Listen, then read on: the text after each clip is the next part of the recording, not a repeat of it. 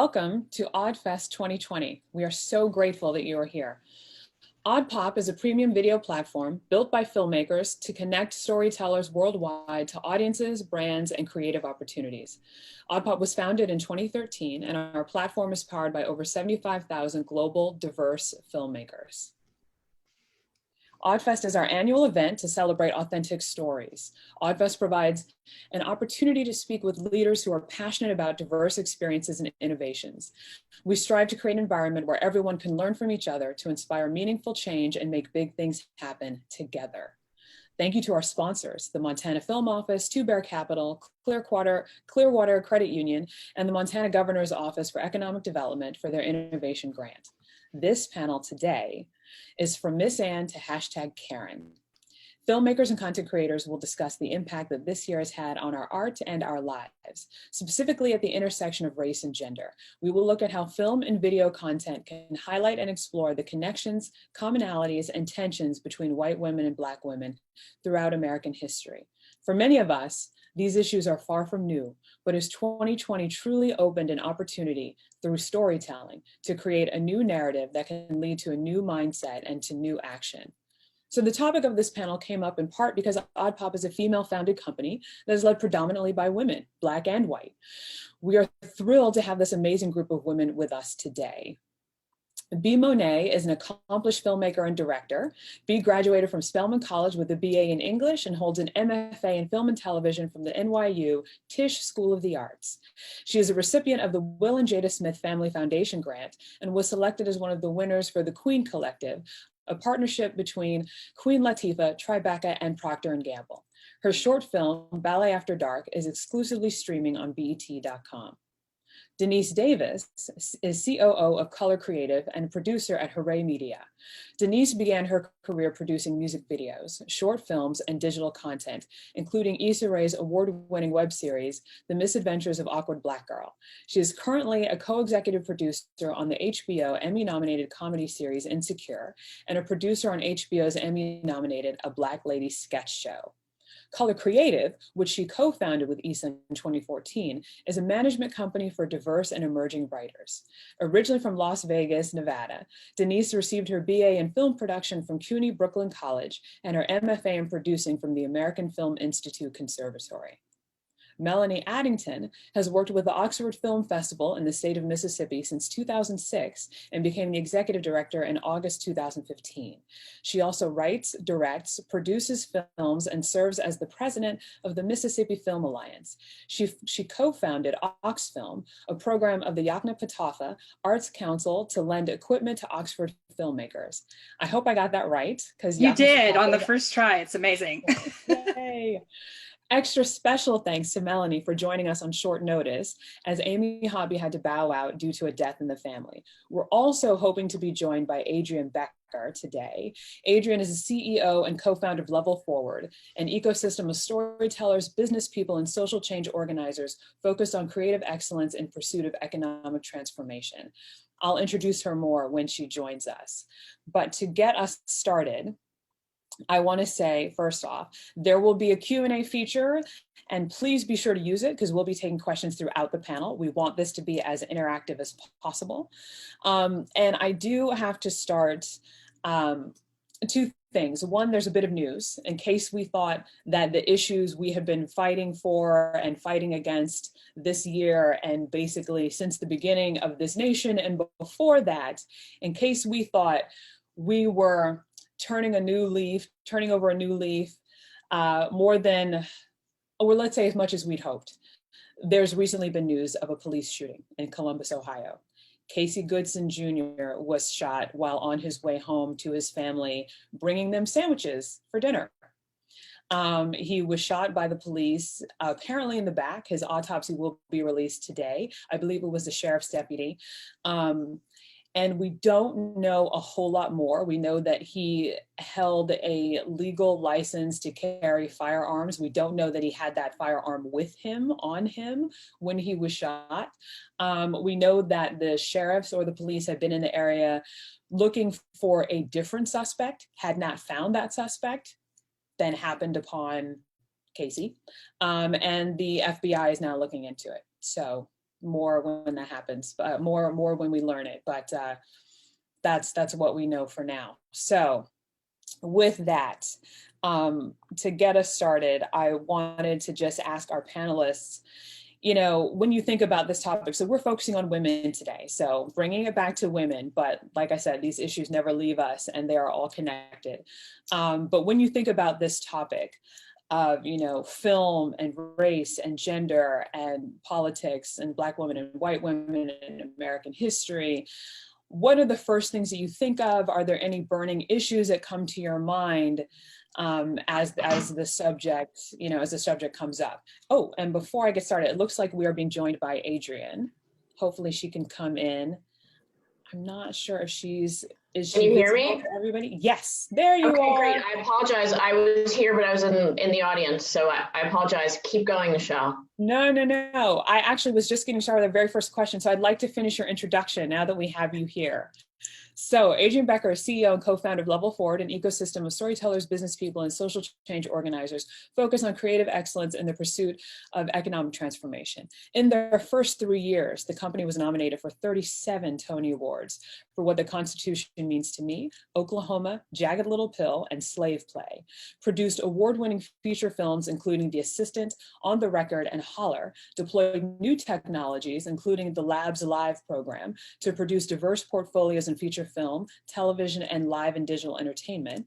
And Adrienne was previously entrepreneur in residence at Creative Artists Agency and was CEO of Daily Candy. So thank you so much for joining us, Adrienne. It's great to have you here. And Adrienne, so you know, we have Melanie Addington joining us as Amy Hobby had a death in the family, and so we lost her today.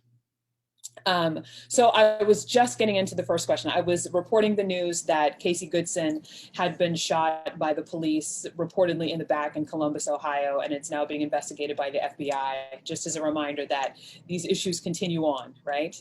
They don't go away. But then bringing it back to women and film and race and gender and politics. When we talk about this topic, when we raise this topic, are there any burning issues that come to mind when you think about this, that spring to mind, that you want to make sure that we talk about? If we talk about nothing else today, what is kind of the most important thing that comes to your mind that you'd like to hear us discuss or make sure gets out there into the conversation? And that's for anybody. Go ahead, B. I'll go. I feel like film is immortal. And so long after we're gone, you know, these images will still carry on. And I feel like it's almost like our take on the world. So it's just interesting that film can also be propaganda. And I'm also very tired of seeing, you know, our people constantly be gunned down, be killed unmercifully, and also for their families to live with this, you know, with them being shown in this way. Like the last time that they'll ever know about them is in this gruesome way. So it's just very hard to like always take in this constant trauma that, you know, white folks don't have to deal with, don't have to really sit with and burden over it, because it makes you feel so many things. It makes you feel kind of like you don't matter in the world. And so that's why I even became a filmmaker, is to make sure that, you know, stories of Black women, of people of color, that, you know, we are really seeing ourselves on screen. Because I feel like there's so many stories that don't even show our interior worlds. So for me, that's why I became a filmmaker. And I think it's interesting that we're talking about race, because it always seems to be a constant theme, even if we're trying to, I think, go high instead of going low. It's still a thing. Even this push for BIPOC filmmakers sometimes it feels very hipster to me, because it's like we've been here. And I don't know, that's kind of like what I was thinking about when you were saying that. So I will let someone else speak. No, that's great. Thank you. Melanie, go ahead. Just jumping in, following up what she said, that's really something that I feel, you know, as an executive director of a festival, being a gatekeeper as a small regional festival, so very much not a gatekeeper, but just who's telling the stories has always been something on our mind. But I feel like this year has really kicked that into a higher gear of not just who's on camera, but who's behind camera, why you deserve to even tell that story, whatever that is, women-led, Black led, Indigenous led. I'm in the disabled community, even though I'm passing because I don't look disabled. And who's telling those disabled stories? Who's telling the trans stories? Who's playing a trans actor? All these things are such a big topic, more so than I think even last year. It was always a topic, but it feels like now, because we've been stuck at home, everybody's like, oh, let's actually sit down and actually have these discussions. I heard Adrienne on a great panel. I don't know, it feels like months ago, it may have been last week. I really don't remember, but talking about this, and it's, I love hearing all these discussions. It's so important to keep going and keep talking about them. And I hope when the world goes back to a little bit more normal, that it doesn't stop these conversations. I hope it keeps the snowball going. Mm-hmm. Mm-hmm. Yeah, and I'd like to add that, one thing that is important for me and what I see currently is just, this idea of moving forward and really wanting to make sure that Black women, as not just actors, but as characters, are lead and front and center in some of these stories and not really relegated to supporting roles. And, I really struggled with looking at a breadth of new content and realizing just how few roles we actually are portraying as leading characters, right? Even if I think of something like The Undoing, which was huge and amazing, and yet, there's still a Black woman lawyer who had a very pivotal role, but that story is still about a white family, right? And I think most people forget that with a show like Scandal, that really kind of rocked the industry and allowed for people to see a Black female leading lady in a show was only 8 years ago, right? And you really look at that trajectory and you could still point to only a handful of shows, Insecure included, that actually is still showcasing Black female narratives in the leading stories and not necessarily as supporting. And it really sticks with me, and I hope that there's a way forward. And I don't know if it's maybe just the conscious bias of when white female filmmakers are putting these projects together, but it does feel like it's only an afterthought once they realize that it's a glaring issue, right? Once you see the content you put together and say, oh, I didn't even think that there was I'm not casting or writing for any roles of color. And that to me is something that I hope is discussed today, but also just, a way of us moving forward in this subject matter. Mm-hmm. Mm-hmm. Thank you for all those thoughtful responses, and I apologize for being late. I just want to add that, there's a crisis. There's always been a crisis. There's a crisis now. We're doing everything we can to make sure there's not a crisis in the future. Storytelling plays a huge role in that. That's why it compels and attracts so many people as a means of making the change we want to see in the world. And right now, we're going through this thoughtful process all of a sudden of thinking about not only what stories we tell, but who tells them. But we can't stop there. We have to keep going and thread the needle all the way through the process, because what determines what stories get told and who tells them is money. And what determines who has access to the opportunity to tell those stories is equity, because I was given a grant, or I had enough money to go to school, or I was able to take an unpaid internship. So how do you get into those positions? Who's making all the choices about that? And then, by the way, and I didn't know this 4 years ago, it's not just who's paying the bill. It's who's sitting in the seat that gets to decide that your movie is going to get to that audience, or your show is going to get on the air. And that is a whole nother bottleneck that we're just starting to see right now, exacerbated because of the risk-averse behaviors that are going to come off of, pandemic, COVID. Mm-hmm. And so we have to, I think the biggest thing for me is it's about the system. It's about the system. We must all make the movies and shows and stories that are going to ripple, that are going to transcend what they are. But at the same time, we have to make sure that these conversations are not relegated to these circles.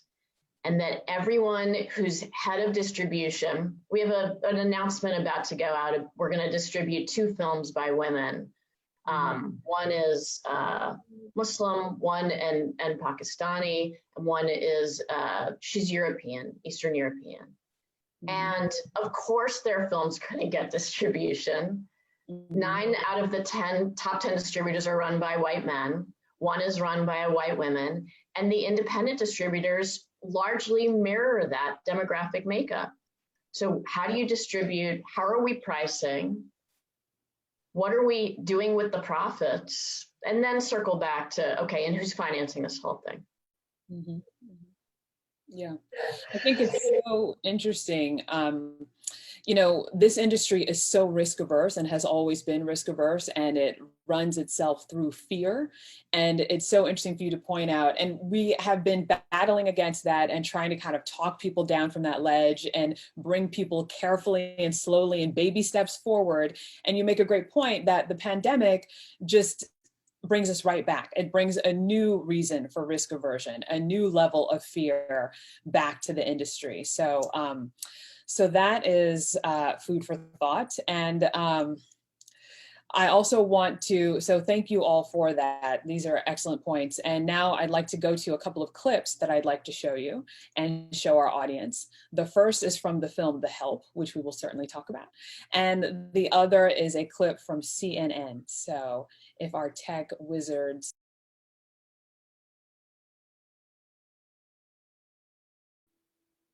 Why did you come out here tonight? It was important to, feel the energy and be in the moment, but it's also a reminder to let them know that particularly 55% of white women voted for Donald Trump this year, whereas it's up from 2016, 53% white women. So while we're in a celebratory mood, it's important to let these people know that why we're here in the first place. Why was it important? A lot of people out here to celebrate, they're just telling me that they wanted to be part of this event tonight. Why did you want to be here tonight in particular? Because I was here in 2008, I was here in 2012, and I thought it was just important as a part of the democracy.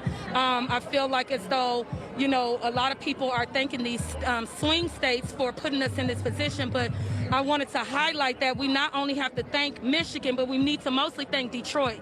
We shouldn't just thank Georgia, but we should thank Atlanta. We shouldn't just thank Pennsylvania, but we need to thank Philly. Those are majority black cities. And so it's black people who put us in this position of a celebratory mood. Nicole, thank you so much for talking to us. And So those 2 clips present a fictional and a non-fictional illustration of the tension and complexity of the relationship between Black and white women. How do you feel when you watch both of these clips? What is your personal and emotional reaction? And then separately, what is your intellectual and professional response?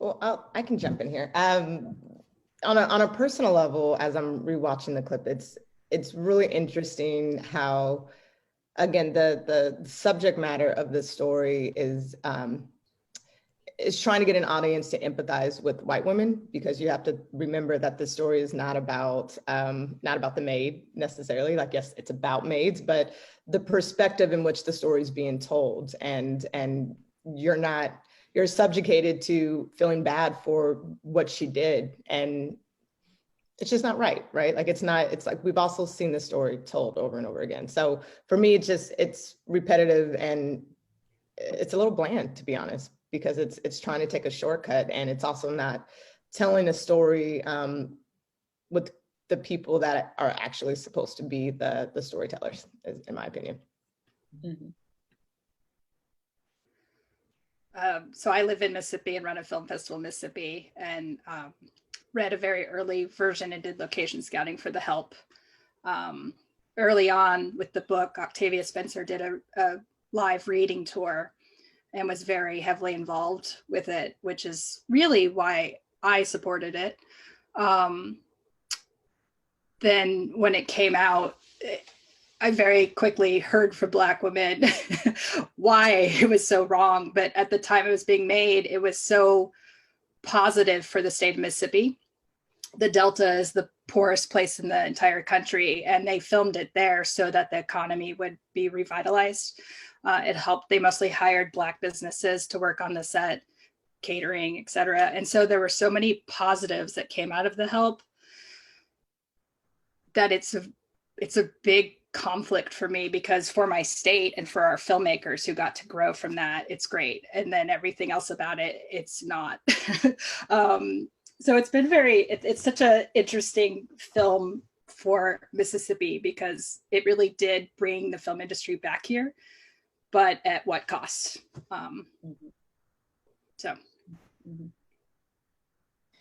Yeah, I would definitely say, like, and I'm not negating that it didn't help, you know, Mississippi and everything. I just think, again, film, TV, imagery, even photographs, you know what I mean? Long after we're gone, this is this filmmaker's take on the world.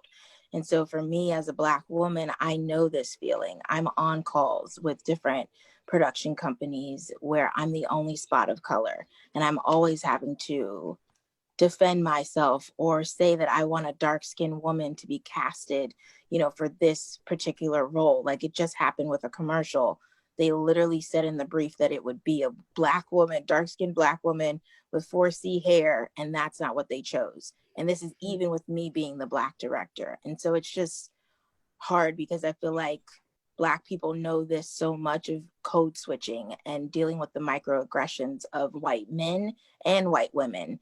And even, you know, films that literally promote lynching, you know, Black men, and literally seeing it play out to literally the election, you know, of, you know, I think what people are not, or maybe they are realizing finally now, is that the reason why you're able to have your cushiony job, your vacation home, is literally because someone else is sacrificing every element of their life so that you can have that. And usually that's Black and brown people.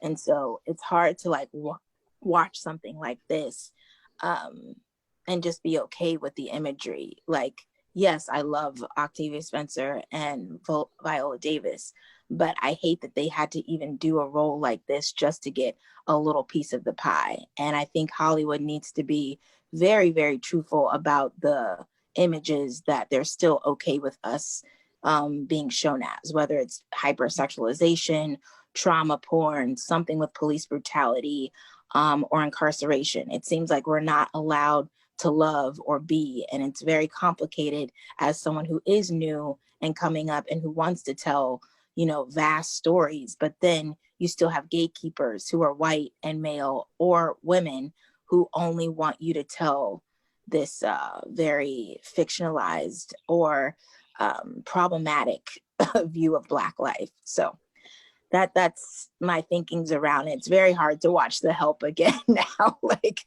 with all that's happened. So it's you know, a separate thing, just living in Mississippi. Every year I have to answer, is it even safe for me to go there? Because what you see on film about Mississippi is Ghost of Mississippi, The Help, all of these things that are so negative, and that is not my day-to-day life. I don't live that way with my Black or white or Asian friends. Like, we have a very normal life. Jackson, Mississippi is led by one of the coolest Black mayors in the country.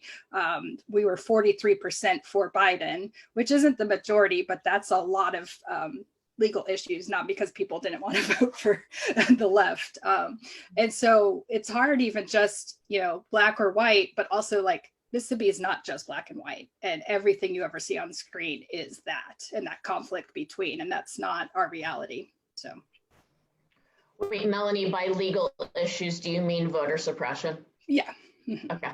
Yeah, I want to name it, because I think part of what has to happen is continually calling out, naming, recognizing, because what hurts to me about that clip is history repeating itself narratively, and history repeating itself like professionally.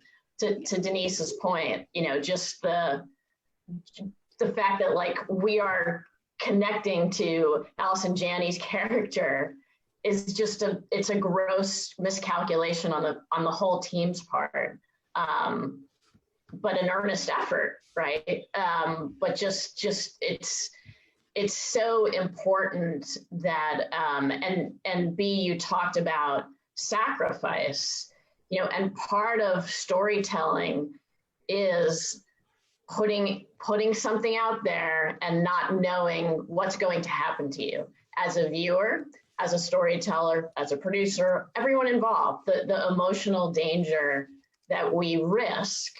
And this reminds me, you know, Jeremy O. Harris talks about this all the time. He talks about you have to give something up. You cannot come in to the discomfort of this conversation or the willingness or the intention of this conversation without risking something, without giving something up. And so professionally there, you know, this is just a continuation of the objectification of Black bodies and the dispensability. And we need to name it. We need to discuss it. And Nichelle, maybe you're going towards kind of, you talked about Black women and white women and the intersection, you know, of those relationships. I actually think intersectional feminism is a really destructive term. And I've never said this, so I'm trying it out. It's destructive because it says it's the feminists' determination to decide who else gets to intersect with the feminists. I know that's not the intention, but when we think of feminism, we think of Gloria Steinem, we think of white women, and Gloria Steinem is very much focused on the equity of all women. But because the way the movement was narratively depicted historically, it wasn't seen as intersectional. And so now it's like this awakening of, oh, feminism is intersectional. Mm-hmm. But it's really the intersection of oppression. Mm-hmm. And the intersection of oppression, which culminates in injustice.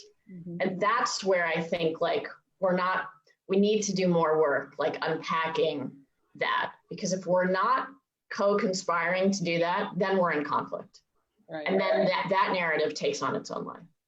Right. So really quickly on intersectional feminism, I hadn't heard that term, but if, let's say, well-meaning white feminists are using it, I would agree with you that it sounds relatively destructive, but I would definitely say it's a misunderstanding of intersectionality, right?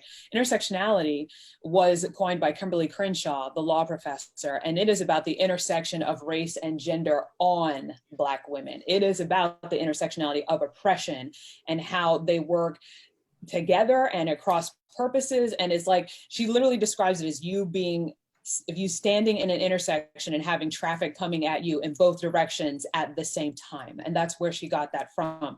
So I agree that the idea of just like, let's just plop intersectionality onto feminism, onto regular old feminism, and we're done here is not enough and is a fundamental misunderstanding. So I think that folks need to get very clear on the meaning and the intention behind intersectionality. So I agree with that. And I think all of you have pointed to my next question, which is, you know, The Help was released in 2011. And it's already fallen out of favor, you know, as the conversation about race seems to have moved forward in 2020. Like, this is not Gone with the Wind. This is not Imitation of Life. This film was made in this past decade. And, you know, we had a question from the audience, which is great. Desiree, if I hope I'm getting her name right, mentioned that at first Viola Davis doubled down on her role in The Help, but more recently she has said she shouldn't have done it.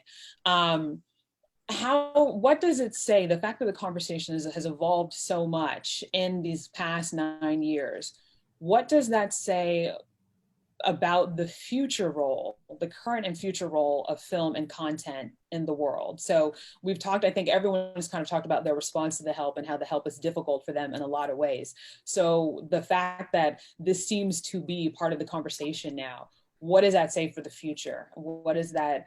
You know, what does that tell you? What does that inspire you to do? What does that mean in terms of work we have to do? I want to jump in really quickly because Viola Davis spoke at TIFF this year virtually and said that's really why she launched her company, because she didn't want to just keep getting the help roles anymore.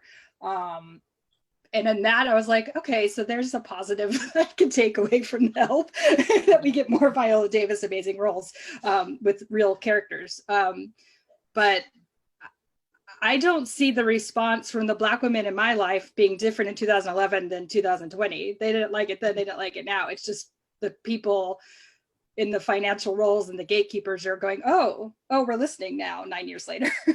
So that's my takeaway. Let's talk about it. I feel like to that, I mean, we were talking about intersectionality, and it's like, I think with Black women, you know, and white women, it's always been different. With white women, it's always been wanting to be equal to white men. And for, I think, Black women, it's just justice, like just being able to have a seat at the table. So it's just like, we're fundamentally wanting two different things. We're not even sometimes seen still as women. Like, we were a race that was seen as 3/5 of a human. So it's like, our problems are still different. You know what I mean? Like, I mean, it goes so deep. And I think until Black gatekeepers, until there's more like Black executives in the room to say, you know, we want her, we want him, we're still going to be doing this lip service stuff. And I think companies are seeing the fact that our world is becoming more diverse. They're trying to be more inclusive, but until we have literally Black and of color executives, financiers, the people who hold the money, we're going to still be doing this. I mean, even think about like within the last 5 years, which films have been nominated for an Academy Award, it's still pretty slim. Even when you look, you know, at the Oscars and you only see a few spots, that's still very indicative of our industry. So until that changes, I think we're going to still be talking and having this like conversation, unfortunately, you know, until people are also willing to give up their privilege. And I think white folks, white women are not willing to give up their privilege because it comes with so much at the backs of Black women and Black people. So I'm gonna stop talking.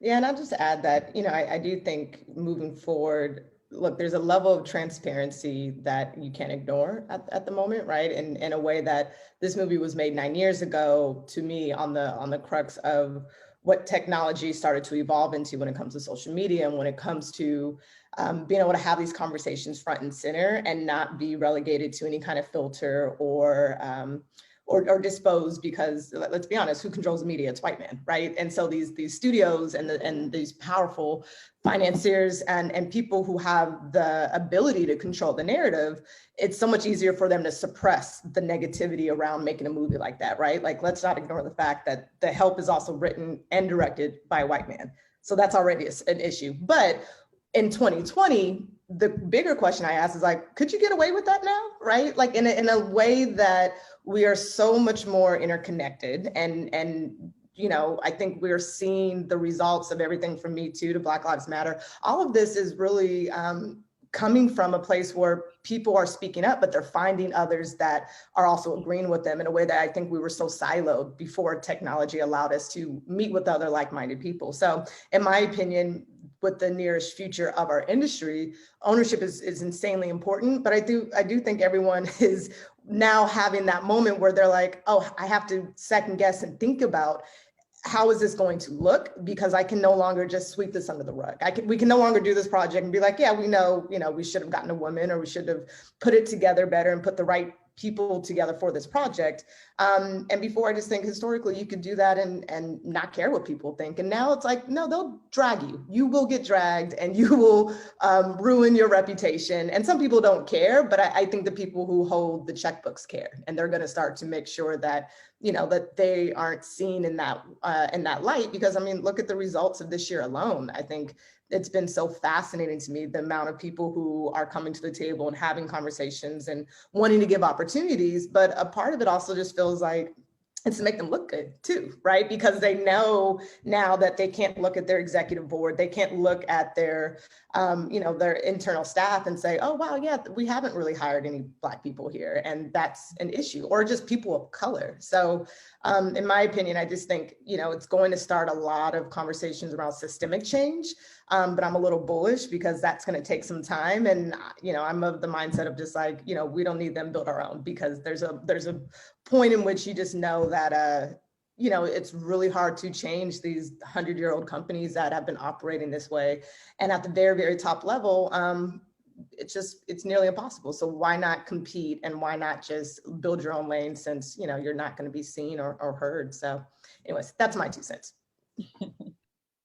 Yeah, I'll echo B's like fist pumps that we talk about the stadium field, like they're all on the stadium field playing this game. And by the way, it doesn't mean that they don't come over and say, like, you guys are doing great work over here. Like, come in and, you know, pitch us your roster, and like, wow, you're so like innovative and thoughtful. We can't wait to work with you. And then the door closes and they're like right back doing the same things. And we've seen this over and over, and people are not consciously bad people trying to stop progress. But you're right, like no one gives up power voluntarily.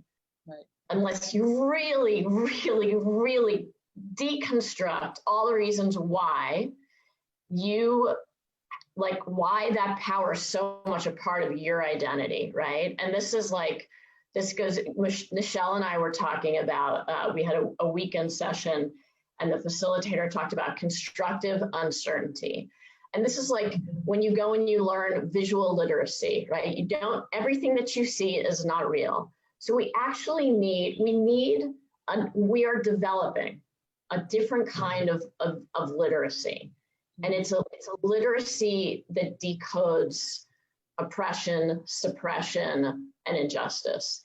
And we can see it we have to be able to decode it in media, and our kids have to be able to decode it in media. And it takes a little bit of extra time, and it takes a little bit of extra money to kind of like tap into the unconscious and kind of pull it up into something that's more conscious. But you also, someone said something,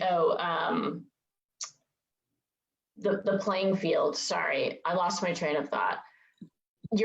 We agree with you 100%, Denise. Like, we must go out and build lots of different little fields where we're playing different games by different rules with different players, not because we're gonna blow up the stadium, we're not naive, but because we can amass leverage that can reshape it.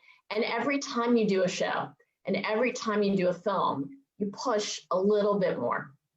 And they scratch their heads and they're like, I don't understand. Why would you give up 10% on the back end to Color of Change? Like, can't we just a logo, you know? And it's like, well, because they're actually providing services here, and nonprofits that do this work, that connect the narrative to the work on the ground, they actually need revenue to sustain their work too. And if you are in your back end and you're like worried about getting your points, then you're in good shape. So don't worry about that. So I think that, one more thing, sorry, the conversations, because Nichelle, your question was, what do we do with our films and our shows?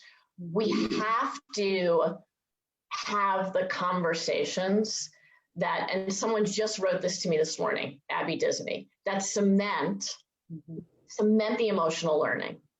Because we've lived in the time where you put the movie up and you're like, I did that. I made that movie. I'm good. Or I made that movie and oh my gosh, all these people are reacting to it. But now we have to move into a greater realm of accountability, because not only is there more social value, there's more financial value too. But there's more social value because in talking about the help, it creates that literacy and more people become aware of it. And we know awareness is number one problem. Am I impacted by unconscious bias? Oh, no, I'm beyond that. No, you're not. No one is. You know, am I not racist? Of course I'm racist. I'm white in America. So it's like, we just have to start having these much more honest naming conversations at all levels. Okay, I'm done cutting off. No, that's great. So a lot of things were pointed to here. And one, when you said, Denise, second guessing, like, you know, now you're going to have to think about this. Second guessing is exactly what you do to combat unconscious bias. Like, that's what it is. Like, we think of second guessing in this kind of old way, but second guessing is the same mental process to kind of combat the conventional wisdom, the unconscious bias, the implicit bias. And so the fact that folks in the industry are at least doing that now is saying something. I think And your point about can we get away with this in 2020, and B. Monet's point about racial privilege and white women not being willing to give that up, that we see come to fore in the second clip, right, from CNN, where, you know, in 2020, apparently some folks still feel the same. Apparently, you know what I mean? Not a whole lot of minds have been changed. Apparently more white women. That's what, when I first heard that fact, I was like, how? Yes, apparently white women have doubled down to a certain extent. So there's a couple of quotes that I'd like to read that just illustrate some of those issues really kind of crystalline. I'd love to get your thoughts on that. So one woman says, as a white woman writing, "We cannot shrink from taking part in a larger fight because we aren't sure what to do or find considering our own complicity too painful. You have to get through the uncomfortable part. I've had to reconsider some underlying assumptions I've always operated under. I used to think I was doing great pushing against the patriarchy. Now I see the truth is more complicated. I was not doing great in creating real change.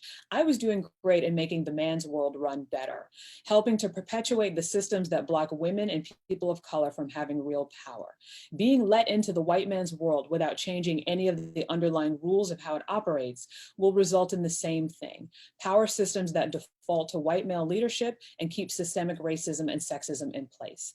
And then a woman of color, an Asian woman professor, says, "That's appealing to many white women voters. One reason is because of how they were politically socialized growing up, stuff they've been hearing at the dining room or kitchen table for many years. And part of it is wanting to stay on top of the racial hierarchy. It's this concept of the protection racket in feminist literature, where men say, I'm going to put you on that pedestal, but you're going to be in a cage. There are a lot of white women on the left who reject that, but there's a long history of white women needing and wanting to be ahead of Black people, Latinx people, Asian people, and Indigenous people."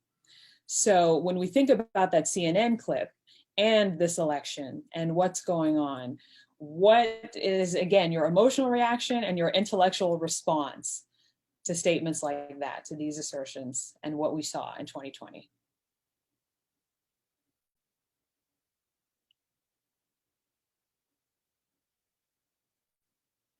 Wow. I can say that, look, I feel like these quotes are spot on, which is why I chose them, right? And I think for me, it's this complicity, right? I think part of the work that we need to do here is, without a doubt, work that needs to be done by white women. And I think for us as filmmakers, and why I actually kind of appreciate the help in its own way, is because, and we will get to this later, but it makes sense to talk about it now. For a long time, especially in film content, the face of racism and white supremacy has been a male face. So white women don't have to acknowledge their complicity in it. And what the help does is put that front and center. Now, it is problematic that it's told from the white perspective, and it's intended to be very kind of complicating and sympathetic to the struggles that white women are going through and how this is all very hard for them. But the fact is that they stand to lose. There's a lot of privilege to lose. And like you say, privilege gives up nothing without a demand, gives up nothing without a fight. And there's a lot of privilege to be lost. There's a community to be lost. You know, the women on the left who tend to reject that, if they come from places where that is the norm and have made that step out to reject it, they lose their, you know, they lose community relationships, they lose family relationships, they may lose their husband. We see Skeeter loses her boyfriend in the story, what have you. And now, don't get me wrong, I'm the first person to say, that's great, but we're losing our lives over here. So I'm gonna need you to like step up. But that's not to say that isn't there and that isn't real. And I think what the help helps to do is by making that front and center, and I'm not defending it in any way, but by making it front and center, it actually helps us correct the record on what white supremacy looks like. And if we're going to combat it, if we're going to combat that system, if we're going to combat that history, then we need to know the full story. It's not just guys in pickup trucks with Confederate flags and gun racks and stuff like that. It is Miss Anne, Miss Charlotte in the film. It's those figures. It's that face of it that we need to confront, that needs to be part of the conversation in a real way that frankly doesn't let folks off the hook. I think that's where I'm coming from, is that folks should not be let off the hook. And that's really what I would like us to get at in order to do that. And, you know, I think what we've seen, and the CNN clip I love is because, well, one, it talks about the political situation today, but what we've seen is in terms of correcting that record, we've seen that a lot in viral video. We haven't seen that yet in fiction. We've seen footage of Amy Cooper. We've seen footage of Permit Patty. We've seen footage of Talkback Tammy. Like, we have all this viral video that we're seeing showing how white women can behave within their racial privilege and racial hierarchy, but we haven't seen that reflected in narrative content and creative content yet. So I'm kind of interested in, and if that's part of, like we say, you know, the visual literacy, right? If that's part of changing the conversation to then change how we think about it, to then change action about it, is there something to be done there? I think absolutely. And it's not just the Karens, but really the microaggressions. You know, the women in the South, in Jackson High society, have not changed that much, except for now, instead of being so blunt, they just quietly make sure you're dismissed from your job. Like, it hasn't really changed. And so really it's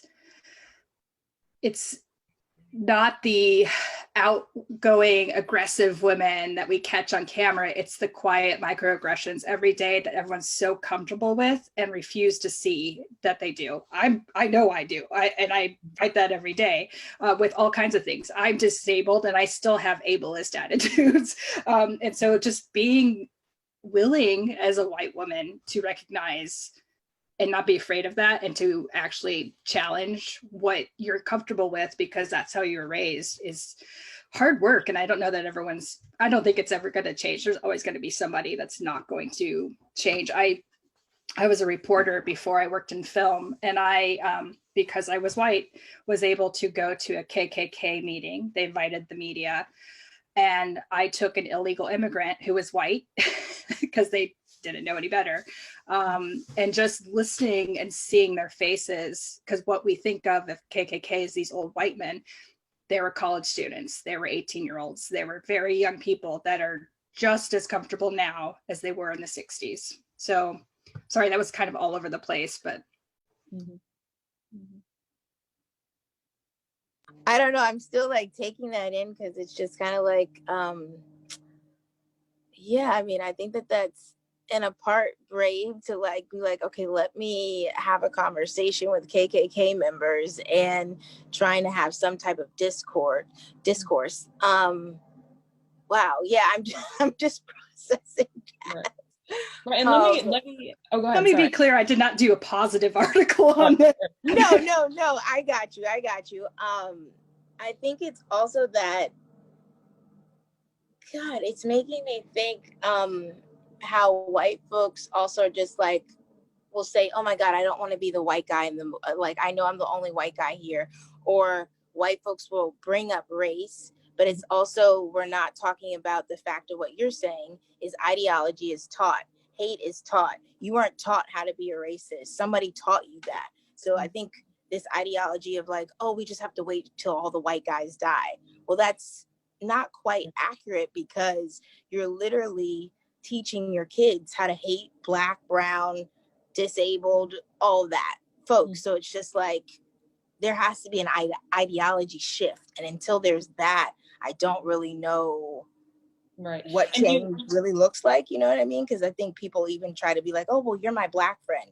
But why don't you have other Black friends? And why don't you also hire more people of color on sets? You know, not just me as the Black director or Black talent, but why don't you go on Free the Work or Bid Black to find other people who are Black directors, Latinx cinematographers? Like, I think people just don't want to do the work because because it's just easier to work with your friends, and your friends are usually white, and you might have one Black friend who's the Oreo, but not someone who's actually calling you out on your shit. So that, Well, and it's funny, we have a question from the audience, which points exactly to that. So which came first, the racist white men or the white women who raised them, right? So, and, when you think about education, I was listening to this podcast recently called White Picket Fence, which is excellent about the history of white women and how they've kind of played a role in the racial history of American society. But I also want to add on to that another layer, which is, it's easy to see how this might be simpler for Black women, right? We're not conflicted because we have no privilege. We enjoy no privilege. We don't have an issue here. Yet, we may also be said to be aligning our interests with the men in our community, perhaps to our detriment. Stories and discussions of anti-Black racism also often focus on violence perpetrated against Black men, even when the discussions are initiated by Black women. I'm thinking of folks like Ida B. Wells, the founding of Black Lives Matter. Those are real world examples. And while violence against Black women usually receives secondary attention, say a Tatiana Jefferson, Sandra Bland, and others, there are a few recent exceptions, certainly Breonna Taylor, and the 2017 documentary film, The Rape of Recy Taylor, which is excellent and everyone should see it if they haven't. So how can we, through film and content, center Black women's voices and stories even more? Because even when Black women are doing the talking, and look, with good reason, it's not that we don't care about the men in our community and what have you, but, at the same time that the lynchings were happening, and that was an epidemic, rape was also an epidemic. It's been an epidemic in America as long as lynchings have been. Racialized rape has been there as a weapon of oppression and subjugation for the same amount of time. So how can Black women think about that? Just to challenge us, to push us some. How can we make sure that we're centering our stories and our voices as well? As you know, well, some people may know, Black Lives Matter was founded in Los Angeles, and it was founded in response to the killing of Trayvon Martin in 2013. So some thoughts on that as well. We can talk about both of them at the same time, but I think it's an interesting layer that, there's a lot of work for white women to do, and there's some work for Black women to do as well. Not on the same level. This is not whataboutism. Sorry, I have a question. Because you've laid out the work for white women and the work for Black women. Yeah. And this is really just like a question that popped into my head is, can that work be successful? I know that we white people, we must go and we have to work out our stuff. Like, we're doing that. We've got to keep doing that. That's part of the work. Mm-hmm. And I know that there are spaces. We must support the creation and the sustenance of spaces for BIPOC, for Black people, for Black women, for Black trans women to meet and build community, because community begets community, and it creates strength, and it creates identity and all these things that are good for the world. But if we're totally compartmentalizing these conversations and questions, mm-hmm. we can't really co-conspire to change, to put that pressure on the system. So there's both kind of the compartmentalized conversations, and it's not my place to comment on Black men and Black women and what goes on there. We have this film On the Record, which kind of did that mm-hmm. a little bit. Mm-hmm. And there were some conversations about the film and who made the film and warranted. But I also long for like the meeting where we are together and we are recognizing again that that the way injustice happened was through these intersecting oppressions, and the way we reclaim justice is through coming to get the oppressed coming together and kind of here's our plan. Here's our plan to change the narrative. Here's our plan to advance visual, kind of racial literacy, critical thinking literacy. Here's our plan for systemic change of the institutions. Right. Really quickly, Adrienne, let me just have really fast. Denise, I know we're about to lose you imminently. Any thoughts before we lose you? And I know we're at the hour, so thanks everyone for hanging in. No worries. I have lots of thoughts. I was just trying to figure out where do I start. You asked a lot of loaded questions in this last go around, and look, I think just even thinking about my own experience in the space and the content that I'm a part of. One thing that I can't help but think of Insecure, right? It's a show I know very well, and you know, the true history of that, when you really think about it, is Issa wrote a show that's unapologetically Black, that is as authentic as the world as she sees it. And when selling that to HBO, a Black exec didn't buy that show, right? And so you really have to question, when you say, what's the way forward? How do Black women tell these stories? How do we come together? You know, it's that level of support, and a sense of, like, I don't want to say getting out the way, but also knowing that on a very humane level, on a storytelling level, when we talk about narrative storytelling and creators, at the end of the day, it's so based off of human relatability and understanding and connectivity, right? And that's what, to me, is the magic of the movie experience and magic of consuming content, is that you find things that move you or that you connect to.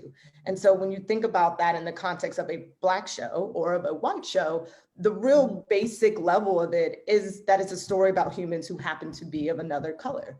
And I think that there's something that goes towards saying that you could have a show like Insecure that is very Black, very, very Black, but in development and in a partnership with the network that does not really have any Black execs on this show who are giving us notes. They're never giving us notes about how to be Black. They're never giving us notes about the culture of the show. They're giving us notes about the characters and their choices and whether or not things are working and will people understand it. And I think that's really important for me to lay out, because I've seen it work obviously very well in the shows. It's a great success. And what people actually forget is that our audience is a big swath of white women. I run into so many people who aren't Black who love the show, who connect to it.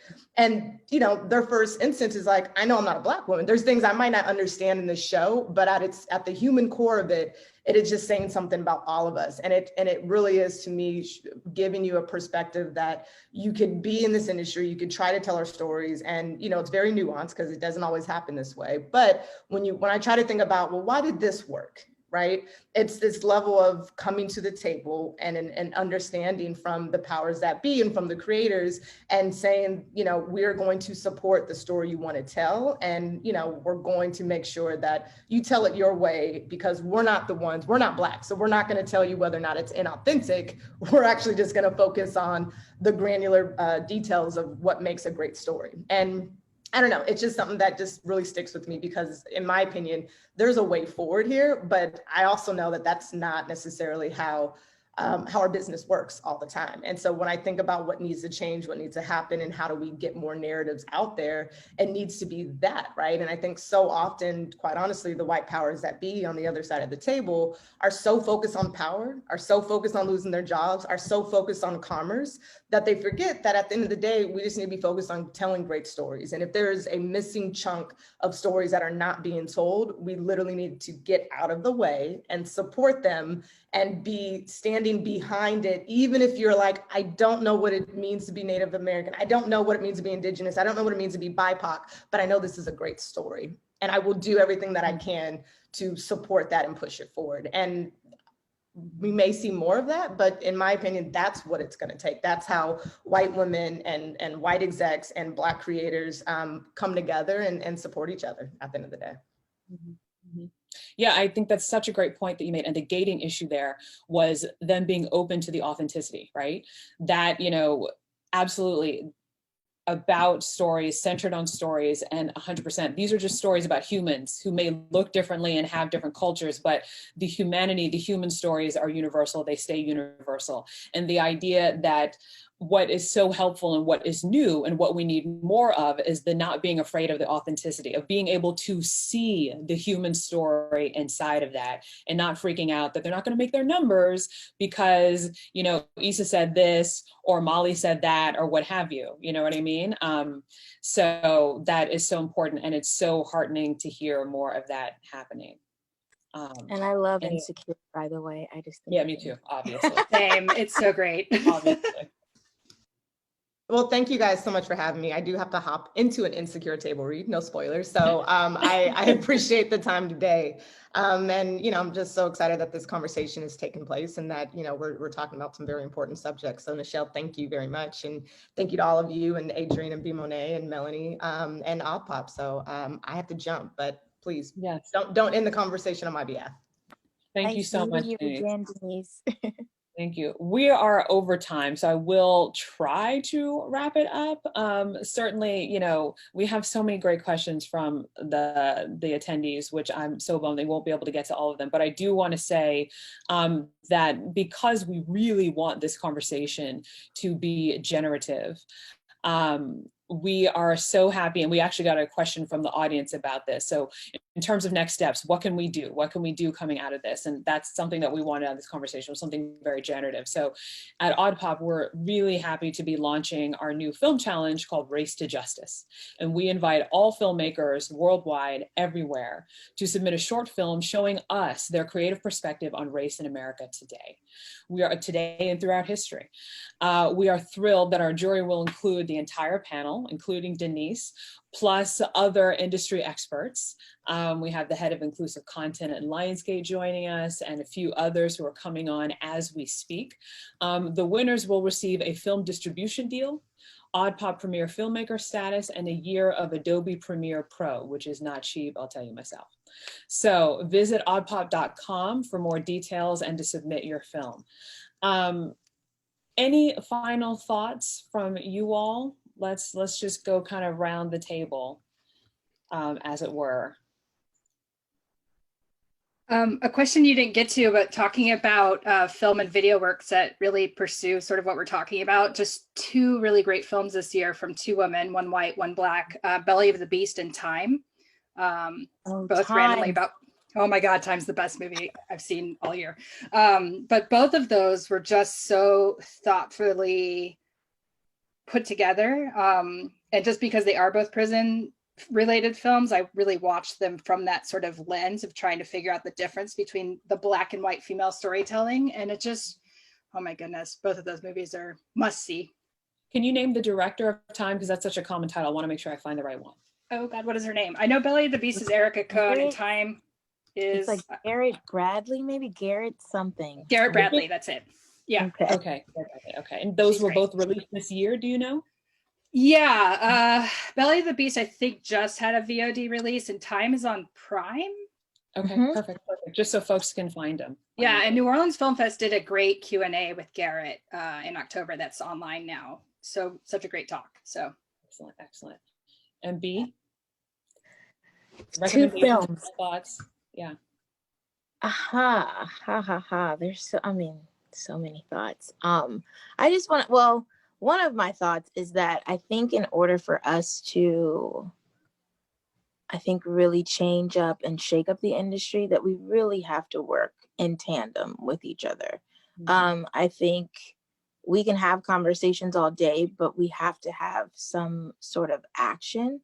And I feel like, if we all were to use our resources together and really have the uncomfortable conversations, of course, but to use our resources together, man, what could we do? I mean, I think because of the pandemic, it's causing us all to really have to really sit with ourselves and have to really, check our biases and really, do the homework and really say, have I really been showing up in this way? Or yes, I signed off on this film, but I hired all of, these sorts of people, or I hired my friends. So I think we really have to check, what are we putting above, one another? Is it privilege? Is it, friendships? How do we get to a place where we really elevate folks of color and our voices and our stories? Because yes, let's be clear, gatekeepers don't usually look like us. And so how do we work again together? So I think if we can continuously have conversations like these, I think this is a step in the right direction. But I think it's also white women and white men being very clear about their privilege and also saying, yes, I want to help you develop your story, but the way I want to help you develop your story is such in a way that I'm going to give you authorship, because it can't be that they're also controlling your authorship as an auteur or as a filmmaker, because then that's still not quite allowing you to create and be in this space. So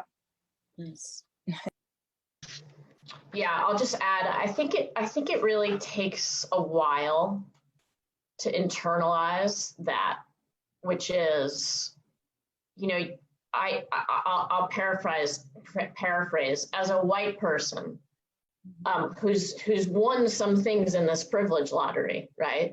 Which is all it is. What do they mean when they tell me to share power? Does that mean I should resign? Does that mean I should step down? Does that mean, no, exactly, it doesn't. It means you have to step, I mean, and I'm only saying this because it's taken me years to figure this out. It means you have to step up in a different way, right, which is to say yes and then let this person go and soar and do their thing. And when you have a question, ask the question. But like propagating, you know, your fear of losing your job or propagating scarcity or propagating all these things, it's just reinforcing the system that's actually keeping you down too. Mm-hmm. Because you're living as a subservient to these same tenets. Right. So I would say, think about how to share power by stepping, and it's not like any, you know, choose you want one of 6 prepositions, right? Behind, alongside, don't worry about that so much, but find people and trust them to go and tell the story, and give them your full support in good times and bad. Right. I think for me, you know, what I look for and hope for from white folks is to be an ally, right? To get to work. Like, I don't need for folks to feel overly sorry or guilty, because guilt can be paralyzing. And once you get into too much guilt, then you start to resent the fact that folks made you feel guilty, and then you get angry. And next thing you know, you're in the KKK, right?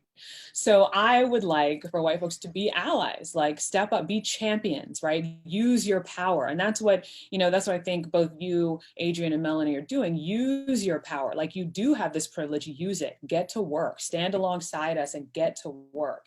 And for Black folks, obviously, we need to keep fighting. Like, we've been fighting this fight for a very long time.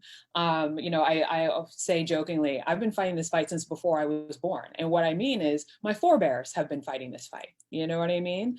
This is in my genes, in my DNA for generations and generations and generations. So we will continue on. And the more that we can kind of, you know, pool our power, you know, then hopefully we can make some progress. So I just want to thank everybody so much for taking time to be with us today. We went over, and thank you everyone for doing that.